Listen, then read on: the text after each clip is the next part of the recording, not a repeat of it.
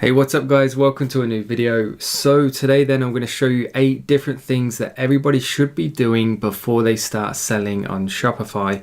Purely because then a lot of these points, they're going to save you some heartache down the line, they're going to save you some money, and more importantly, they're going to save you some time. So if you haven't started selling on Shopify before, make sure you stay tuned for every single point. Even if you have started selling, I can guarantee there's going to be at least one point on this list that you haven't considered before. So make sure you stay tuned because there's something for everyone in this video. Before we jump into it though, I just want to very quickly mention, as always, I am giving away a free one-to-one consultation call in this video. So chats for me and you then to have a chat one-on-one on Skype or however you choose. And you can ask me whatever you want then about your dropshipping business. So for example then, yesterday's one-to-one winner, all we did was go through his store one-on-one and I just gave him half a dozen points to work on. So if that is the kind of thing you want the chance to win, it's dead easy to do. All you simply have to do is like the video and leave a comment down below. Tune into tomorrow's video where the winner will be announced. And with that being said then guys, let's get straight into today's video. So point number 1 then is set up a company, or at the very least I recommend setting up a separate bank account. So one of the most popular questions I get asked is, do I need to set up a company before I actually start selling? And in short, the answer is no, you don't have to. However, depending on what your circumstances are, setting up a company may be the best thing to do. And then the reason being for this then, or at least certainly in my circumstances and my situation, there's 2 main advantages for me doing so. Number 1 is financial. So currently in the UK now, corporation tax is 20%, and I believe it's about to be reduced very soon, or at least next year. And at the moment as well, for what the current tax rate is for dividends, then for how much I pay myself, it actually turns out financially better to pay myself through a company like I do. Now, everybody's circumstances are going to be individual. I'm not giving financial advice in this video.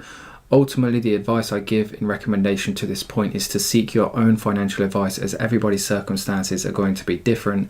Now, the second main reason for me setting up a company every time I open a new store is purely because when you set up a new company, essentially you're setting up a new legal entity, which then separates you from that. So should that company become liable for a significant amount of money it has to pay, then the company is liable and not me myself. Whereas if I was operating as a sole trader, or I believe it's called a sole proprietor in the US, then any debts or any monies that have to be paid would have to be paid by me. So any assets, any cars I own, any property I own, I could be forced to sell those in order to pay that money if I can't afford to do so. So they're kind of like the 2 main reasons.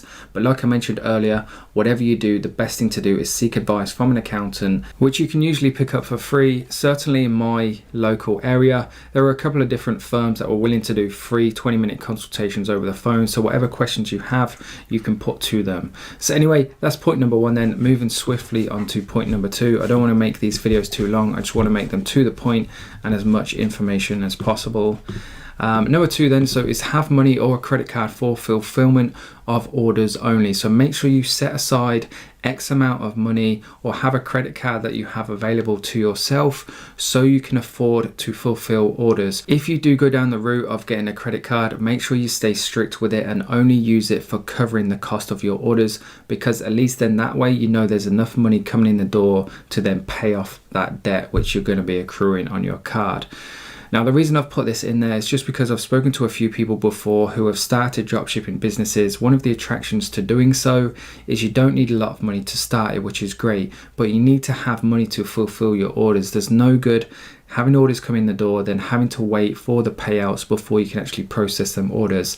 The delivery times aren't great as they are. Having to wait a week, which is what the Stripe payouts are, before you can actually place the order itself with a supplier is only going to result in having upset customers. So just make sure you have X amount set aside to pay for those orders when they initially come in. Number 3 then, which is one of the most important points I'm going to mention in this video, which is get feedback on your store before you start spending on Facebook, purely because it doesn't matter how good your product is, how good your ads are. If you've got a dodgy looking store, a rubbish, poor quality, unprofessional looking store, it doesn't matter how much traffic you drive to it, nobody's going to buy your product.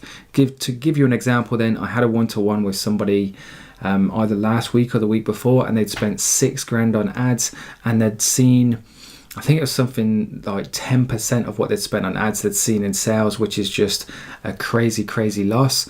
So rather than actually focus on Facebook ads, which they wanted to do so, we went right back to the beginning, had a look at his store, and he made some fundamental mistakes that he wasn't aware of, and we were able to correct those mistakes so he has a better foundation for moving forward.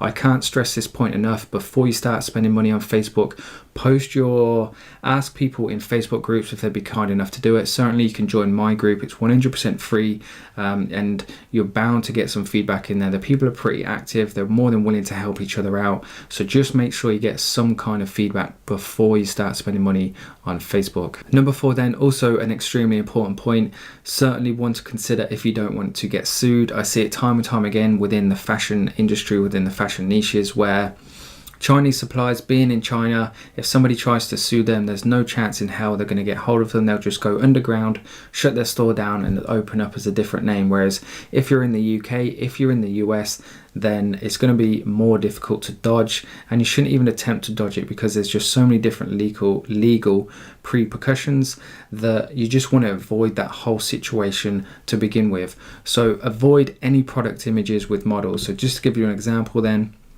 all I've done was go to women's clothing, and you can see now if it's a Chinese model, then there's a slimmer chance. The chances are they've just got one of the girls in the factory or in the office to do so.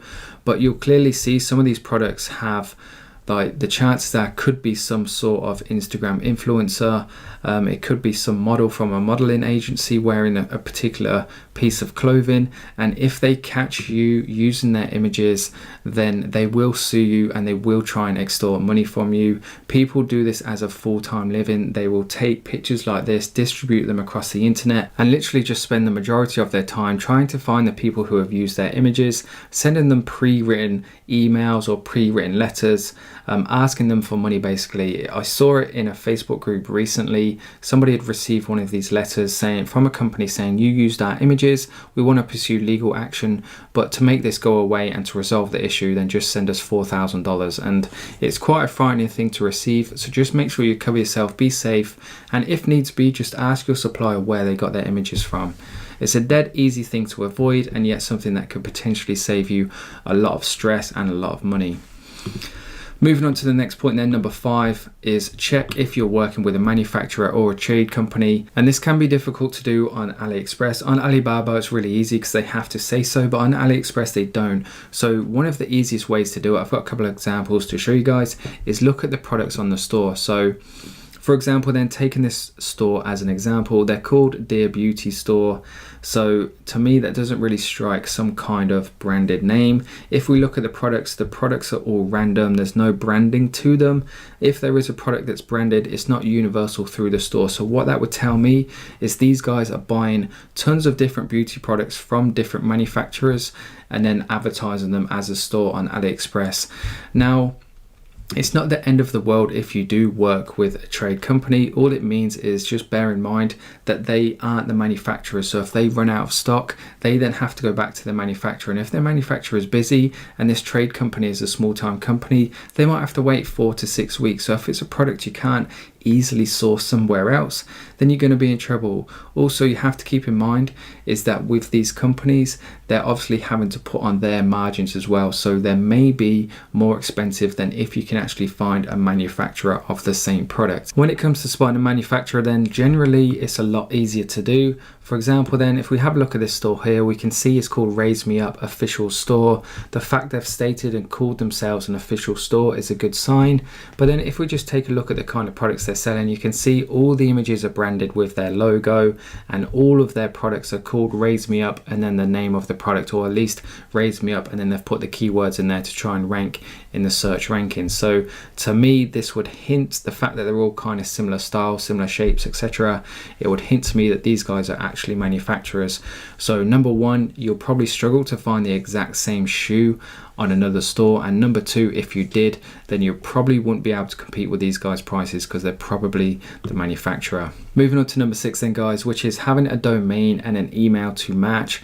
So if you're trying to advertise a store that finishes with .myshopify.com, I think you're really going to struggle. At the same time, if in your contact us page you're having it at gmail.com or anything that doesn't match your domain, then to a customer it hints that you're not very professional, and that could be enough to put people off. So my solution to this problem then is get a G Suite account. Now, setting up a G Suite account, it can be a bit tricky. However, if it's something you might want a video on, make sure you leave a comment down below, and if there's enough people voting for the same thing, I'm more than happy to produce a video on it. Moving on to number 7 then, coming into the last couple, which is run a page likes engagement campaign to your page to build up the likes, to build up the social proof before you start advertising your product. So to give you an example then, here we are inside my ad manager account. If you just choose engagement as the marketing objective, and then down here you've got these different options, you can see you can choose page likes, which is essentially going to tell Facebook, I want you to go out there, show my ad to people who are most likely to actually click on my Facebook page and like it. Because I can't stress the importance of this enough, really, because the more likes you have, then the more likely people are to trust you. If you think about all the big companies, all the big celebrities, why do people trust them? Why do people like them? It's because so many people follow them, so many people endorse them, so many people buy into them.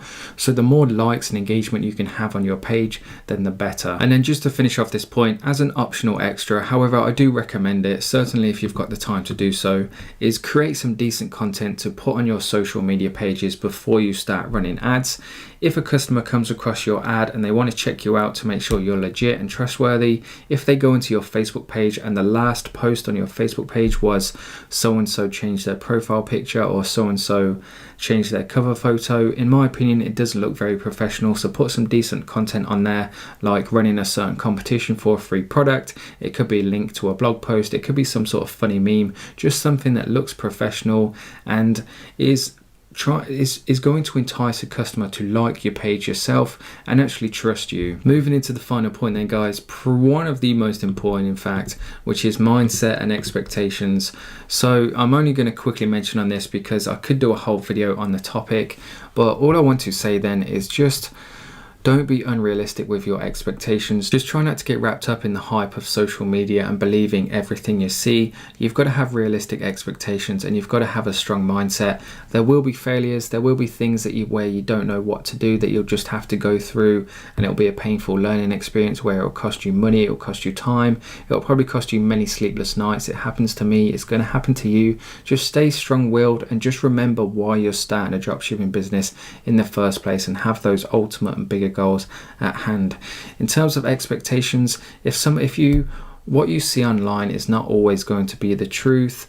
So don't be disheartened if you don't replicate their results. Again, it comes back to mindset. Have a strong mindset, have realistic expectations, and try not to rush things. Have 3-month goal, 6-month goal, 12-month goal. If you have those long-term goals, then it will force you not to rush into throwing up a store in day one, coming up with some products in day one, running Facebook ads in day one. Take your time, do it properly, and trust me, when you achieve those goals you want to achieve, it will be worth it. And that's one thing I can guarantee from this video, is that when you get to that point that you've always wanted to get to from the very beginning, then it will 100% be worth it. No matter how much money it's cost you, how many sleepless nights, how much time it's cost you, it will always be worth it. And with that being said then, guys, with that little motivational speech at the end, I hope you enjoyed it. I hope it motivated you to go out there now and put some more hours into your business. Don't get disheartened, just keep doing what you're doing. And if you want more information, more detail, make sure you check out the links in the video description below. I've put together like 5 free ebooks. They're 100% free. They've got some really good feedback as well, so make sure you head down there and check them out.